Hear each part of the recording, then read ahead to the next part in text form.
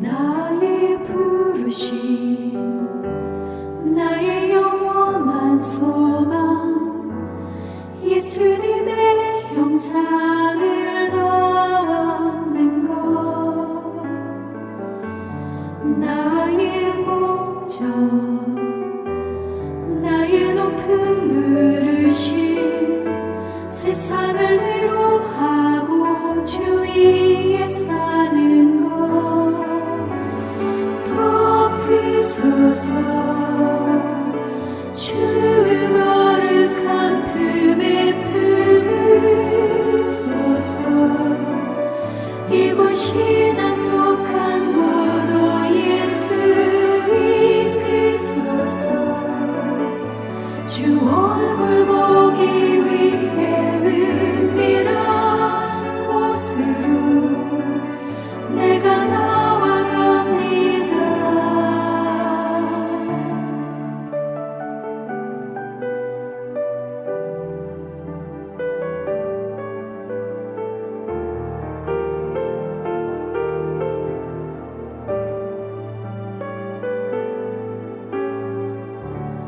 나의 부르심, 나의 영원한 소망, 예수님의 형상을 담는 것.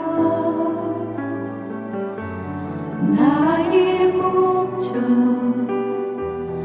나의 높은 부르심, 세상을 위로하고 주 위에 사는 것. 덮으소서 주 거룩한 품에 품으소서. 이곳이 나 속한 곳, 오 예수 이끄소서. 주 얼굴 보기 위해 은밀한 곳으로 내가 나아갑니다.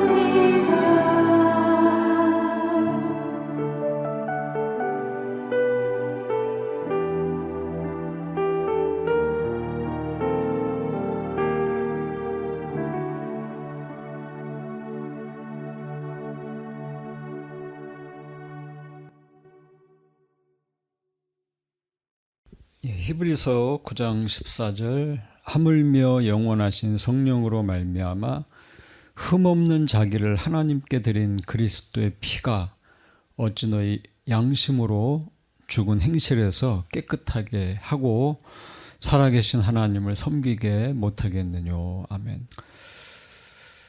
오늘의 참 고백은 이것입니다. 우리가 그리스도께서 이루어 놓으신 구속에 참여하는 것은 그의 성령께서 우리에게 구속을 효력 있게 적용하심으로 인해서이다.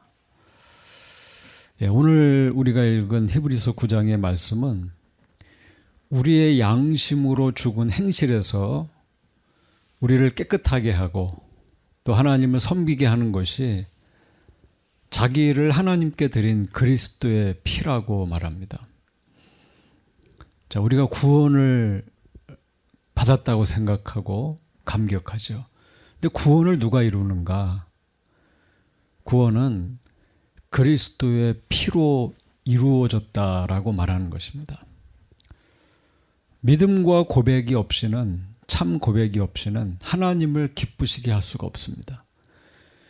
그러면 어떤 믿음이 우선되어야 됩니까? 우선 예수는 그리스도시요 하나님의 아들이라는 그 믿음이 있어야 돼요. 예수님은 하나님의 아들이시요 하나님 자신이다. 그래서 그는 그의 아들됨으로 인하여 사람들에게 정죄를 받고 십자가에서 죽었다는 겁니다. 3일 만에 부활하셨다는 겁니다. 40일 동안 제자들에게 보이시고 하나님 나라를 가르치시고 하늘에 올라 하나님 우편에 앉아 우리를 위하여 기도하신다는 거예요. 구원은 어떻게 이루어지는가? 구원은 십자가로 이루어졌다라고 성경은 가르칩니다. 십자가는 그저 복음서 한 편에 나온 2000년 전에 한 유대인 청년의 죽음에 대한 이야기가 아니라 십자가는 성경 전체가 말하고 있는, 하나님의 말씀이 가르치고 있는, 포인트하고 있는 너무나 중요한 사건이라는 것이죠. 창세기 3장 15절 말씀에 이렇게 얘기하죠. 내가 너로 여자와 원수가 되게 하고 내 후손도 여자의 후손과 원수가 되게 하리니 여자의 후손은 내 머리를 상하게 할 것이요 너는 그의 발꿈치를 상하게 할 것이니라 하시고. 자, 아담과 하와에게 모든 것이 주어졌습니다. 그러나 선악을 알게 하는 나무는 그 실과는 금지되었죠. 내가 먹는 날에 정년 죽으리라. 자, 이것을 행위 언약이라고 합니다. 하나님이 말씀하신 것 잘 지키면 하나님이 우리에게 주신, 인간에게 주신 모든 복이 잘 유지될 뿐만 아니라 더 큰 은혜를 누릴 수도 있었습니다. 뱀의 유혹에 빠져버렸죠. 선악과를 먹고 불순종의 죄로 넘어졌습니다. 호세아서 6장 7절은 이렇게 말하죠. 그러나 그들 자신이 아담처럼 언약을 어겼고 그들이 참으로 그처럼 그를 배신하였다. 인간은 하나님의 금지 명령을 어겼어요. 언약을 깼습니다. 죄의 구렁텅이에 들어갔습니다. 하나님과의 관계가 끊어졌어요. 약속을 어기고 하나님을 배신했습니다. 하나님의 말씀은 반드시 지켜져야 되는 그런 지엄한 말씀이죠. 내가 먹는 날에는 정령 죽으리라. 번복될 수 없는 하나님의 말씀이에요. 하나님은 그대로 행하십니다. 내가 정령 죽으리라. 이제 이 언약을 깬 인간에게 남은 것은 죽음, 형벌밖에 없어요.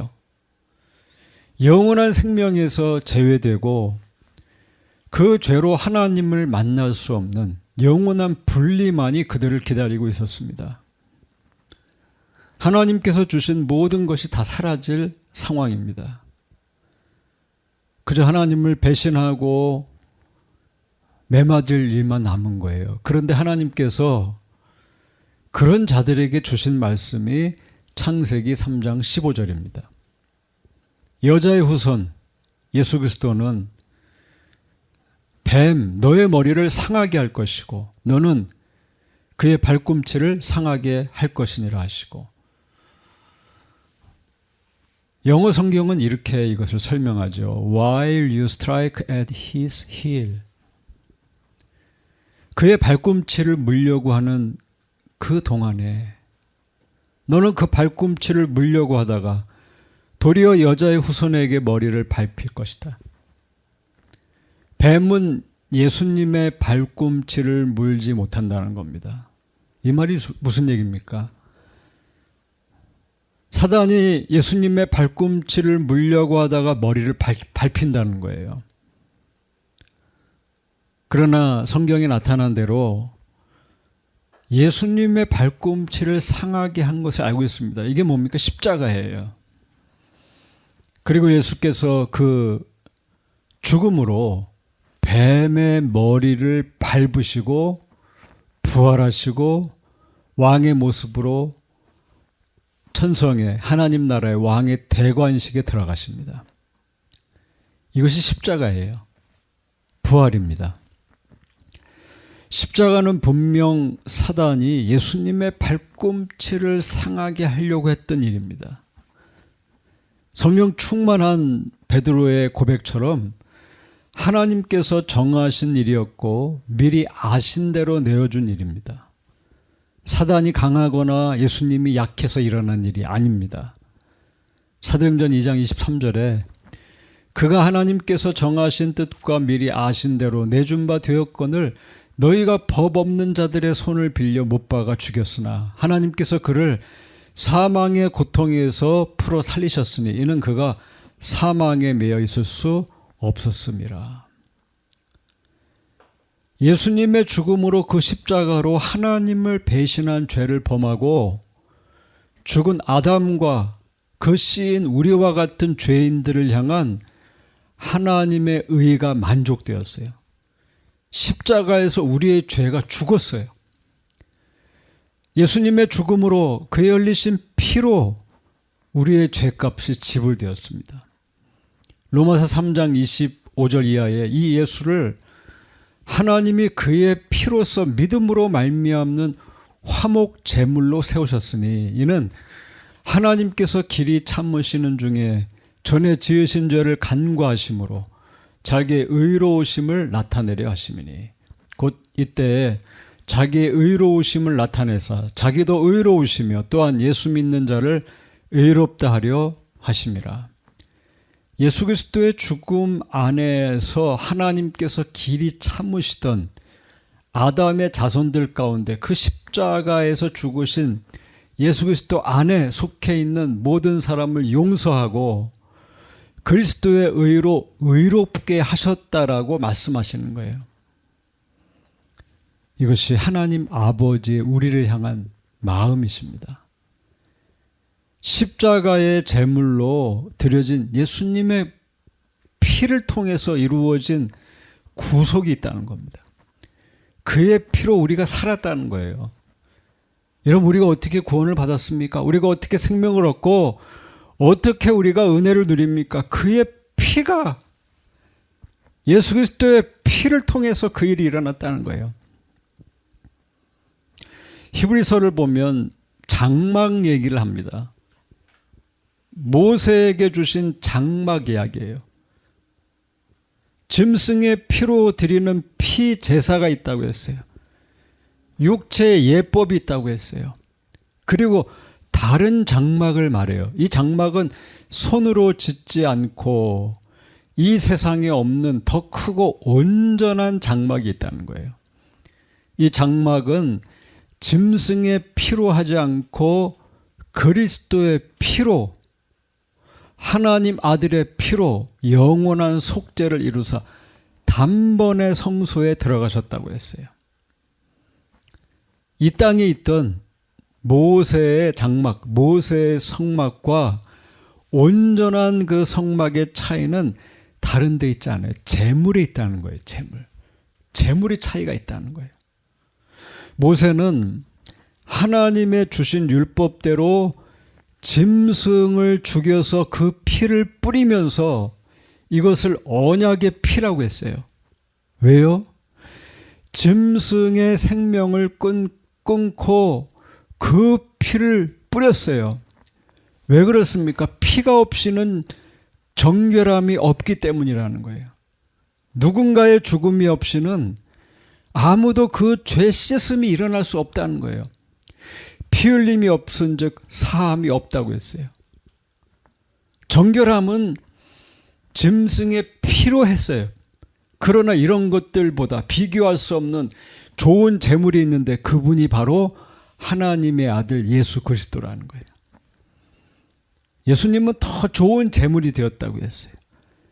예수님의 십자가의 죽음은 재물이었다는 거예요. 우리의 죄, 인간의 죄를 위한 재물이었다는 거예요. 여러분, 죄사함에는 늘 대가가 필요해요. 죄를 사하기 위해서. 그것이 모세시대의 짐승의 죽음으로 흘린 피였다면 이제는 더 좋은 재물을 우리에게 주셨다는 거예요.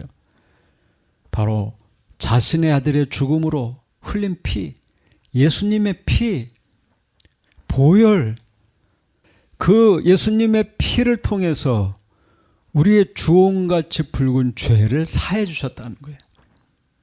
여러분, 이게 뭐예요? 이게 복음이에요. 죄는 생명의 죽음으로만, 피로만 정결하게 된다는 거예요. 십자가에 죽으신 예수님께서는 하나님 앞으로 가셨어요. 어떻게 하나님 앞으로 가셨습니까? 반복되는, 부족한, 정결케 못하는 짐승의 피가 아니라 십자가에서 흘린 자기의 피로, 자기의 죽음으로 하나님 앞에 나아가셨다는 것입니다. 무엇 때문에 하나님 앞에 자기의 죽음으로, 자기의 피로 나아가셨습니까? 저와 여러분의 죄 때문이라는 거예요. 그를 믿는 자마다 영생을 얻게 하셨어요. 생명이 피에 있으므로 피가 죄를 속한다고 했어요. 생명이 그리스도의 피에 있으므로 그 피가 우리의 죄를 속한다는 거예요. 우리의 죄를 씻어내시고 우리의 죄값을 그의 피로 지불하셨다는 거예요. 저와 여러분의 죄가 단번에 그분의 십자가의 피로 정결하게 되었다는 거예요. 에베소 1장 7절에 우리는 그리스도 안에서 그의 은혜의 풍성함을 따라 그의 피로 말미암아 속량한 곧 죄 사함을 받았느니라. 오늘 말씀 9장 14절, 히브리서 9장 14절, 하물며 영원하신 성령으로 말미암아 흠없는 자기를 하나님께 드린 그리스도의 피가 어찌 너희 양심으로 죽은 행실에서 깨끗하게 하고 살아계신 하나님을 섬기게 못하겠느냐. 그리스도의 피는 우리를 깨끗하게 하고 하나님을 섬기게 해요. 만약 하나님의 아들의 피가 우리를 깨끗하게 할 수 없다면 어떤 재물도 어떤 대가도 어떤 피도 우리를 깨끗하게 할 수 없는 거예요. 그러므로 우리의 소망이 어디 있어요? 그의 흘리신 그리스도의 피에 있다는 거예요. 그가 나를 위해 흘리신 피, 그분의 죽음을 기억하며 하나님을 섬기는 것이 그리스도인이라는 거예요. 그런데 이런 일이 어떻게 일어납니까? 어떻게 2000년 전에 십자가에서 죽으신 예수 그리스도의 그 피가 우리의 죄를 사하고 우리로 말미암아 하나님을 섬기게 합니까? 내 의지로 됩니까? 내가 선택으로 됩니까? 내 힘으로 되는 것이 아니라 이 일을 성령으로 말미암아 영원하신 성령님이 그 일을 하신다는 거예요. 2000여 년 전에 그리스도의 십자가와 부활은 성령님이 내 안에 역사하시면 놀랍게 그 효과가 나타난다는 거예요. 로마서 8장 1절에서 4절은 이렇게 말합니다. 그러므로 이제 그리스도 예수 안에 있는 자에게는 결코 정죄함이 없나니 이는 그리스도 예수 안에 있는 생명의 성령의 법이 죄와 사망의 법에서 너를 해방하였습니다. 율법이 육신으로 말미암아 연약하여 할 수 없는 그것을 하나님은 하시나니 곧 죄로 말미암아 자기 아들을 죄 있는 육신의 모양으로 보내어 육신의 죄를 정하사 육신을 따르지 않고 그 영을 따라 행하는 우리에게 율법의 요구가 이루어지게 하려 하심이니라. 그러므로 이제 그리스도 예수 안에 있는 자에게 결코 정죄함이 없다고 했어요. 여러분 이것은 암송해야 되는 말씀이에요. 그러므로 이제 그리스도 예수 안에 있는 자에게 결코 정죄함이 없나니 이는 그리스도 예수 안에 있는 생명의 성령의 법이 죄와 사망의 법에서 나를 해방했다. 이것을 믿어야 돼요. 이전에는 육신의 죄성을 죄의 법을 섬겼어요. 그 뭐예요? 늘 정죄감을 느끼는 거예요. 자기 절망을 날마다 경험하는 거예요. 정죄감에 시달리는 거예요. 성령님은 우리에게 죄가 무엇인지 의가 무엇인지 심판이 무엇인지 가르쳐 주십니다. 똑같은 말씀을 들어도 내 귀에 들리는 말씀이 있어요. 내 연약함이 드러나는 말씀이 있습니다. 제가 어느 날 손을 다쳤습니다. 소독약으로 그 손을 소독하면 되는데 그런데 소독약을 뿌리니까 그 손가락이 아려옵니다. 따갑습니다. 그러니까 여러분 아프면 어떻게 합니까? 아프면 이제 소독약을 쓰지 않습니까? 아니죠. 더 바르죠. 살이 벌어졌어요. 병균이 들어가고 감염될 수 있습니다. 그럼 어떻게 합니까? 더 아프지만 소독약을 바르고 또 약을 바르고 그렇게 합니다. 시간이 지나면 아물고 치유됩니다. 고쳐집니다. 말씀도 그와 같습니다.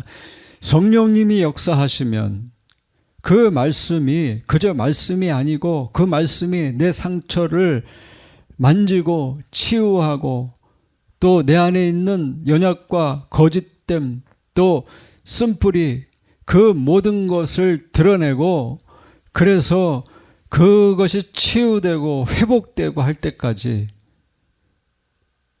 그런 그 치유의 과정이 있는 거예요. 회복의 과정이 있는 거예요. 그 시간을 기다려야 하는 것이죠. 그러나 이제 예수 안에 있는 나에는 정죄함이 정죄의 대상이 아니라 그리스도의 사람이요 하나님의 자녀라는 것을 믿어야 한다는 거예요. 예수 안에 있는 생명의 성령의 법이 죄와 사망의 법에서 우리를 해방하셨어요.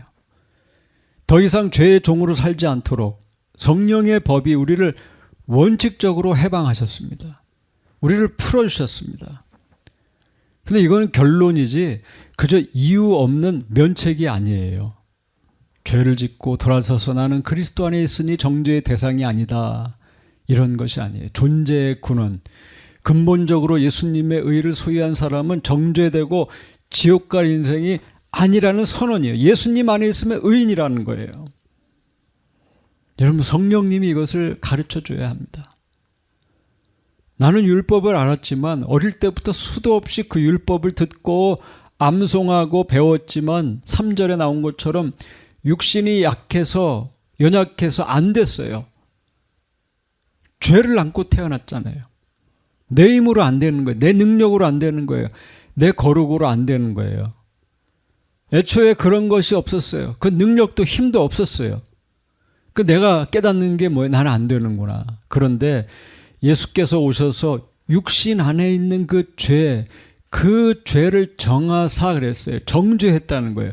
그 뿌리 깊은 해결할 수 없는 죄를 예수님께서 다루셨다는 거예요.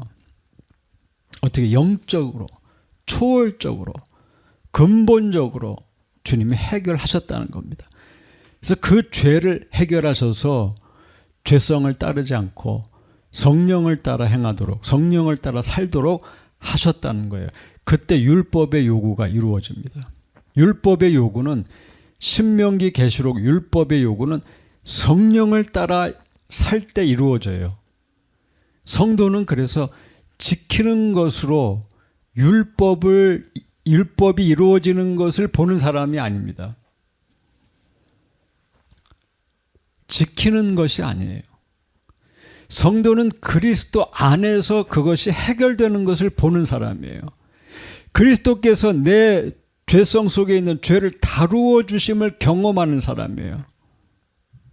이것이 종교와 신앙의 차이예요. 그저 종교인들은 자기 힘으로 거룩을 이루어내는 사람이에요. 지켜서 거룩을 이루어내는 사람이에요.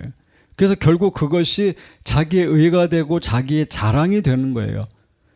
그러나 성도는 누구예요?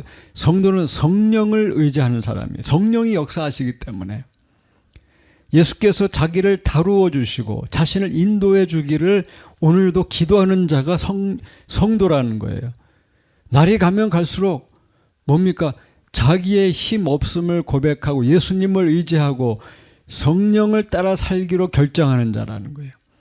내 죄와 연약함을 고치시는 하나님을 경험하고 온전케 하시는 성령님의 말씀이 들리는 사람이에요. 여러분 이것이 sanctification이에요. 성경이 말하는 하나님 나라가 임하는 거예요. 구원이 이루어지는 거예요. 내 힘으로 안 됐어요. 내 힘으로 하는 것이 아니에요. 그리스도 안에서 성령으로 되는 거예요. 구속은 성령으로 이루어지는 거예요. 여러분의 거룩은 성령으로 이루어지는 거예요. 내가 하는 것이 아니에요. 근본이 바꾸어졌지만 뭐예요? 수리가 날마다 이루어지는 거예요. 날마다 우리 앞에서 우리 안에서 하나님의 음성이 들리는 거예요. 그리고 그 음성을 내가 따라 살 것인가 거절할 것인가 내가 그것을 결정하고 의지적으로 결정하고 성령을 따라 가는 거예요. 그 힘을 주시는 거예요. 그렇게 할 수 있는 힘이 그리스도 안에서 성령을 통해서 그 힘을 주시는 거예요. 신앙은 예수 안에 있는 나를 발견하는 거예요. 뭔가를 지킨, 그래서 그 의 위에 있는 내가 아니라 예수 안에 있는 나를 발견하는 거예요. 예수 안에 있는 나는 정죄의 대상이 아닙니다. 예수 안에 있는 나는 정죄될 수가 없어요. 왜요? 예수 안에 있는 생명의 성령의 법이 나를 죄에서 해방시켰기 때문이에요. 하나님께서 나를 향해서 이 사람은 의인이요라고 말한다는 거예요. 예수 안에서 참으로 자유를 누리는 사람이에요. 그래서 자유를 누리기 때문에 오늘도 종이 될 수 있는 사람이에요. 신앙은 예수 안에서 나를 보는 거예요. 예수님 안에서 정말 그 무엇과도 바꿀 수 없는 존귀한 자라고 하는 것을 깨닫는 거예요. 하나님의 통치를 받고 그리스도의 말씀과 성령으로 온전케 되어가는 자기를 보는 거예요. 여러분 10년 전보다 지금 더 예수님을 알고 그리스도를 따라가는 자가 되기를 바랍니다. 5년 전보다 1년 전보다 복음을 알고 하나님을 잘 따라가는 자가 되기를 바랍니다. 복음은 무엇입니까? 소망 없는 여러분을 위해서 하나님이 죽으셨다는 거예요. 왜? 우리가 잘했기 때문이 아니에요. 여러분이 더 나은 사람이기 때문이 아니에요. 하나님이 여러분을 택하셨기 때문이라는 거예요. 여러분, 사람들이 이 땅에서 불행하게 사는 것은 예수님과 동행하는 시간이 없기 때문이에요. 예수님 안에 사는 그런 삶, 생명의 성령의 법이 역사하는 시간이 있어야 하는 거예요. 경건은 뭐예요? 경건은 훈련이에요. 시간을 정하는 거예요. 날마다 기도의 시간을 정하고 날마다 그 하나님과의 그 교제의 시간을 정하고 하나님 앞에 있는 거예요. 이미 된 자유의 선언은 오늘 여러분의 작은 순종으로 확인되는 거예요. 매일매일 묵상을 하고 기도하는 거예요. 아침에 눈을 뜨면 하나님 앞에 기도하고 말씀을 읽고 그리스도 예수 안에 있는 자의 정죄함이 없다. 죄를 깨닫고 회개하고 온전케 되어야 하는 성화의 시간이 남아있는 거예요. 다 된 것이 아니라는 거예요. 여러분 구원 받았다. 내가 예수님 믿었다. 성령이 나를 통치하신다. 딱 끝나는 게 아니에요.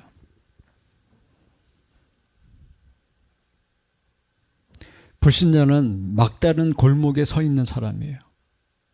만약 거기서 예수님을 만났다면 복된 일이에요. 그러나 끝이라고 말한다면 당신은 예수 안에 있는 생명의 성령의 법이 역사하는 자가 아니에요. 다 결정되었다. 이거는 나를 망치는 거예요. 신앙을 병들게 하는 것은 그게 전부라고 마지막이라고 여기기 때문에 일어나는 일이에요. 사단은 그렇게 일하는 거예요. 주님은 늘 피할 길을 내어주시는 거예요. 그리스도 안에 있으면 기회가 있는 거예요. 날마다 소망이 있는 거예요. 소망. 어떤 절망적 상황에서도 소망을 보는 거예요. 성령을 따르는 삶은 하나님의 인격이 나를 지배하셔야 되는 거예요. 우리 마음대로 되는 일이 아니에요. 성령께서 말씀을 통해 인을 치시고 초자연적으로 역사해 주시면 그 내주하심을 입은 자가 자꾸만 성령님께 의탁하게 돼요. 자꾸 기도하게 되고 그래서 성령님의 역사가 나타나는 그런 길이 열리는 거예요.